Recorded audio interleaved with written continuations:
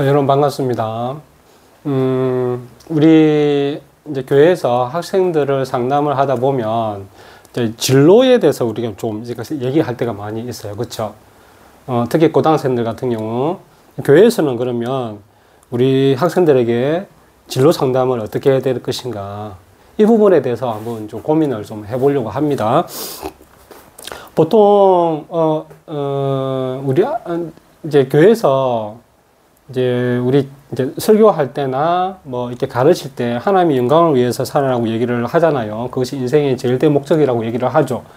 근데 그렇게 얘기를 하면서도 이제 집에서 부모님들이 우리 이제 신앙적으로 우리 아이들 교육을 할 때나 또 교회에서 교사가 우리 학생들을 교육할 때 보면 뭐 좀 사석에서는 그렇게 해요. 어떻게 얘기하면은 네가 행복했으면 좋겠다. 네가 행복한 직업을 했으면 좋겠다. 이렇게 얘기하거든요. 근데 절대로 그러시면 안 됩니다. 왜냐하면 부모님이나 선생님이나 그 얘기했던 행복하고 우리 아이들이 생각하는 행복하고는 달라요. 왜 다르냐 하면 우리는 어느 정도 이렇게 신앙적으로 말씀에 기초하여서 그 행복이라는 것이 말씀에 기초하여서 행복이지만 우리 아이들은 이 행복이라는 게 학교에서 지금까지 교육받았던, 그리고 뭐 이렇게 사회생활 하면서 느껴졌던 행복이라는 걸 이제 생각하거든요. 그러니까 그 기준이 사회적으로 행복한 것을 생각을 한다라는 거예요. 근데 물론 이제 부모님들께서도 사회적인 행복을 얘기하는 부모님들 계세요, 사실은. 근데 그러시면 안 된답니다, 교회에서는. 왜냐하면 이 행복이라는 것이 뭐냐면 내가 행복할 것이냐, 안 그러면 하나님이 행복할 것이냐, 이 부분을 우리가 다르게 생각을 하셔야 된다는 거예요. 하나는 성경적인 행복이 있고요, 하나는 사회적인 행복이 있습니다. 근데 이 사회적 행복이라는 것은 뭐냐면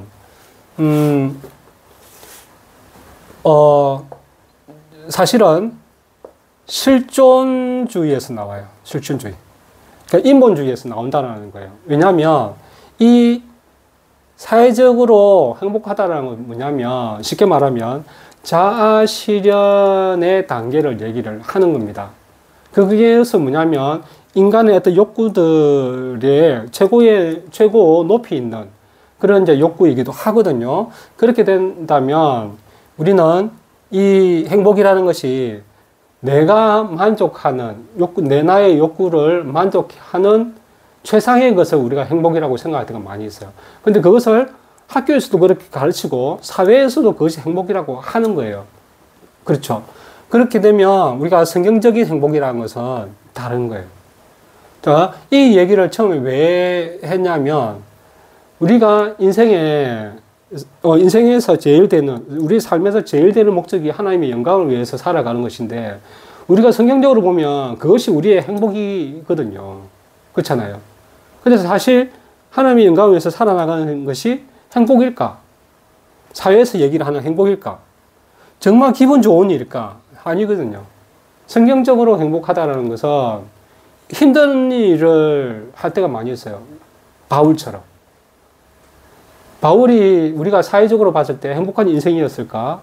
그렇지 않을 수가 있거든요. 근데 우리가 이제 이 부분을 구분을 하셔야 되는 거예요.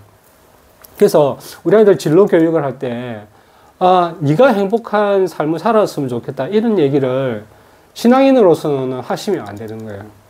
그 애가 거부하더라도 하나님의 영광이 될 만한 일을 네가 했으면 좋겠다, 이렇게 하시는 거예요. 이렇게 얘기를 하셔야 돼요. 왜냐하면 인생의 제일 된 목적이 하나님의 영광을 위해서 살아가는 것이거든요. 그게 성경적인 행복입니다.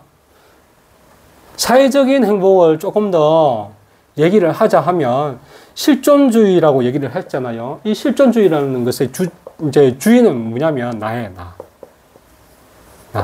근데 여기서 얘기하는 성경적인 어떤 그 기준에서 보면 이것은 성령님입니다. 성령님. 그렇죠? 내가 행복해하는 것과 내가 주인이 되는 것과 하나님께서 주인이 되는 것과는 다르죠. 그렇기 때문에 우리는 우리 아이들의 진로에 대한 부분들을 얘기를 할 때 하나님 말씀에 기초하여서 하나님의 영광을 드러내는 삶을 살았으면 좋겠다라고 하는 그런 틀에서 벗어나시면 안 된다는 겁니다. 이 부분은 사회적 행복이기 때문에 나가 주인이거든요. 그렇죠?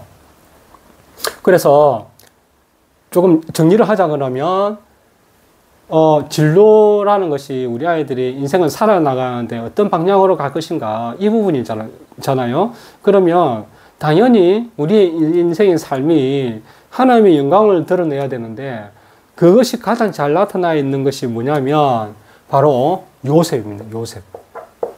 요셉의 삶에서 여러분들의 진로라는 것을 우리 아이 자녀들의 진로를 어느 정도 기준을 잡았으면 좋겠어요.